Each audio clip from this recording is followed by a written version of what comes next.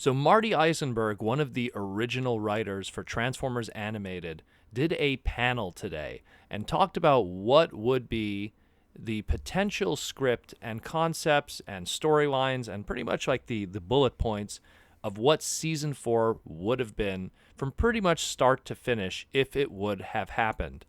Now, I mean, we've had a lot of little teases of what season 4 would have been from unreleased toys. We got a kind of like that Megatron toy that has a little bit of a Beast Machines kind of look to it. Derek Wyatt has talked about some stuff here and there, which I'll probably bring up at the end of this segment. And of course, like again, the Allspark Almanac gave us a whole bunch of characters that really weren't in the show, but could have been something in the show in the future. So here we have Marty Isenberg talking about what was going to be season 4, called Transformers Animated Season 4, The Trial of Megatron. And pretty much how it starts is, the highlight says here it was a 3-part story, and it says here the protoforms were handed over to the Cyber Ninjas and their new sensei Diatlas. That's pretty cool that Diatlas still has a role within the Cyber Ninjas, and now he's the leader of them, considering that he was the leader of the Autobots in Zone. So he's in a leadership role here in the animated universe, where up to this point, characters that have been known to be leader characters have kind of been stuck, because the way the leadership hierarchy works there, Magnus is higher than Prime, and all the characters that we've known up to this point that have been like supreme commanders, if you will, Optimus and Hot Rod, aka Rodimus in this series, or Rodimus Major, Rodimus Minor, whatever you want to call him in this, and even the likes of, let's say, even Diatlas here, all lower roles, not that of a supreme commander. It says here there was a wake held for Prowl, of course. Spoiler, Prowl died at the end of the series, so there was a funeral and a wake for him. This is probably related to the Cyber Ninjas in some shape or form. It mentions here that Sari was not one of the protoforms. She was something else. And this is like a dun dun dun, like, ooh, what's the hook with that? So it wasn't, there's more to her going on here than we thought. Ultra Magnus dies, and Optimus Prime is the new successor. This isn't suggested that now that Magnus is dead, does Optimus now called Optimus Magnus? Is he keep Optimus Prime? Does Optimus Prime or the Prime designation now become the new Supreme Commander designation? It's never addressed here. It says here, Sentinel Prime bribes Bumblebee with a spot on the Elite Guard and endorses him as Ultra Magnus's successor. This drives a wedge between him and the rest of the team. He later reconciles by refusing to follow along with Sentinel's bribery. So it clearly seems like there might have been an episode that talked about Bumblebee leaving the team and joining Sentinel Prime as the next successor after Ultra Magnus. What's cool about this is it kind of ties into the Wave 2 Bumblebee toy, which was Elite Guard Bumblebee, that never really ever was brought up in the TV show proper before that. And there was quite a few Elite Guard Bumblebee toys and variants. Like there was the Japanese version that's a little different, the American version that we have that's all black on the face, and then we have also, like, there was a little Legends one that was exclusive to the Japanese animated line, the Legends scale, so to speak. So, this was a kind of character that did existed in a micro continuity in the toy side, so now it was brought over, at least legitimately, to that of the cartoon side, potentially. So what's interesting with that, it's like, wow, season 4 would have happened and it would throw back to a toy that came out at the time when, like, season 2 was, like, not even out yet. So pretty cool with that. It says here, Ratchet and the other bots build Sentinel Prime a Power Master armor suit. Again, that's a slight nod to the Megatron Origins Alex Milne book, where Sentinel Prime in that book also had some kind of an armor and power suit in that one. So nice little nod to that. Not like a Power Master suit, but just he had like a giant armor. Ironhide and Jazz become part of Team Prime. This was something that was suggested even by Derek Wyatt back in the day. Again, leaning more towards making Team Prime at the time a parallel to how the first Transformers Bay movie was. So to have Ratchet on the team, to have Bumblebee on the team, to have Ironhide, and to have Jazz.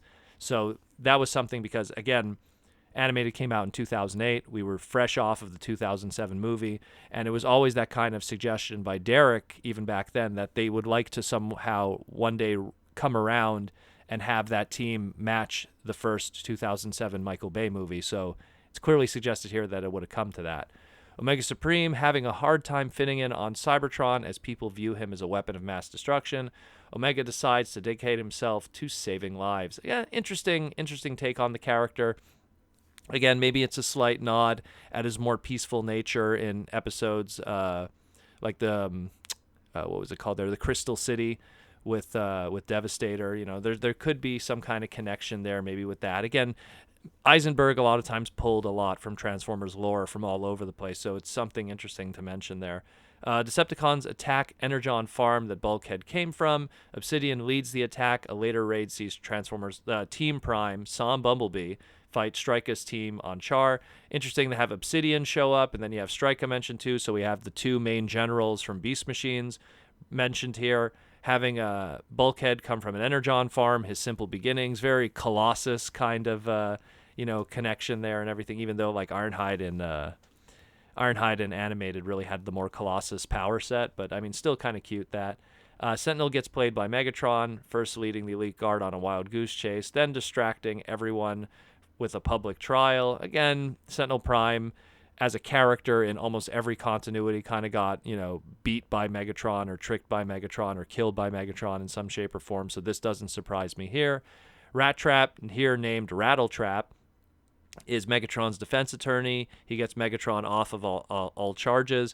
This is interesting because this kind of is a throwback to, in Beast Machines, there was an episode, I believe it was called Master of the House, where Rat Trap was charged with protecting Megatron when he was vulnerable overnight in Beast Machines, when he lost all power to his weapons, and Rat Trap traded it for weapons and stuff like that because he was weak. I mean, it's a long story with Beast Machines Rat Trap's story arc, but it's kind of a throwback to that, where here's a character that we associate with the good guy side, and now he's helping Megatron, and they never explain why Rat Trap or Rattletrap takes Megatron's side here and becomes his defense attorney. But I wouldn't be surprised if there's a minor, like maybe even visual suggestion that would have made a nod to Beast Machines. Hey, he gave him some guns, or some weapons in this case. Megatron launches Trypticon Prison into space. Now, Trypticon Prison, we never really knew much well, Trypticon in general, we never really knew much about in the animated continuity, but it's clearly suggested here that the prison in the animated continuity was probably called Trypticon Prison. Megatron launching it into space is then we kind of go like, oh, we know where this is going, because especially at the time we had, let's say, the War for Cybertron video games, which is like, oh, Trypticon, aka the Nemesis, it transforms into the Decepticon spaceship that they use. So it's clear like, okay, launched into space, so maybe Megatron's going to use that as his ship in the future or something, because that's going to be like his base of operations. And if he launches a prison, he clearly has all the other captured Decepticons too. Then we have Optimus here using that Power Master armor that was originally made for Sentinel, I guess. Leads his team on Omega Supreme in pursuit. Bulkhead stays behind to fix Cybertron from the damage of Trypticon launching. Again, interesting. Optimus Prime now has a Power Master armor. We've seen like suggestions of this from art books and stuff like that, of not just his wing blade armor, having like some kind of very similar God Ginrai Power Master homaging kind of armor, dating back to his 1988 design of a Power Master Optimus Prime, without a Power Master itself. So it's pretty interesting, that kind of suggestion. I wonder really what the final concept and idea for that to look like was. Omega and Trypticon lead to Omega damaged and remaining in ship mode. So Omega Supreme and Trypticon fighting, and then Omega gets stuck in ship mode. So we have like a permanent arc in a lot of ways. Trypticon, again, when they say Trypticon here, we're probably assuming it's still kind of in the prison mode, if you will, in space, or maybe in a spaceship mode. So they're both stuck in a spaceship kind of shape, one way or form. Then we have Omega and the crew, Optimus Prime and the crew minus Ratchet break into Trypticon Prison and knock the rocket-powered engines off, thus overloading the power grid. Again, so this kind of suggests that Trypticon Prison at that point was really just like a ship, ship/prison, and hasn't had his, famous Dino mode yet. Then it says here, Megatron throws his soldiers into the city's reactor, and in a desperate bid to keep his prison powered, Lugnut jumps in willingly. Very like Beast Wars Inferno kind of will do anything for for his royalty. So Lugnut, once again, doing the same thing here, kills himself, so it's suggested he dies, while Megatron's probably taking all the other Decepticons that were also in the prison with him and throwing them into the incinerator to keep the base going, despite the fact that the power grid was turned off.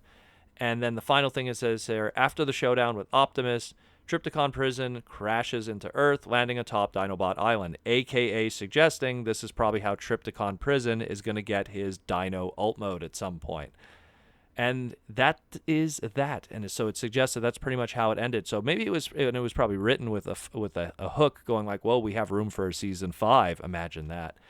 And that was pretty cool. It does leave out, I know that Derek Wyatt at some point mentioned that there was going to be 2 episodes he wanted for season 4. One that would be a time travel episode where it's like a distant future, like a negative, Armageddon kind of future where Optimus goes into the future with the crew, and then it's a future where he sees, Galvatron wins, takes over Cybertron, but Cybertron now is a destroyed husk because of this character Unicron, and the character of Rodimus Prime would make his first appearance and stuff like that, where Rodimus up to that point was just a Hot Rod character. So, a mild suggestion of that. And then, of course, the other one that we're a little more familiar with was that of the likes of also them traveling to the Shattered Glass universe and meeting Shattered Glass Sari and that whole continuity and the craziness that would come with that, including Shattered Glass Sumdac. And we never really got more of that outside of, very limited material that was given to us on official capacity, whether it be tech specs or short text stories. So that's another interesting one. But yeah, very, very, very cool. It was really cool of Marty Isenberg to really break this all down and let us know. And a lot of cool ideas.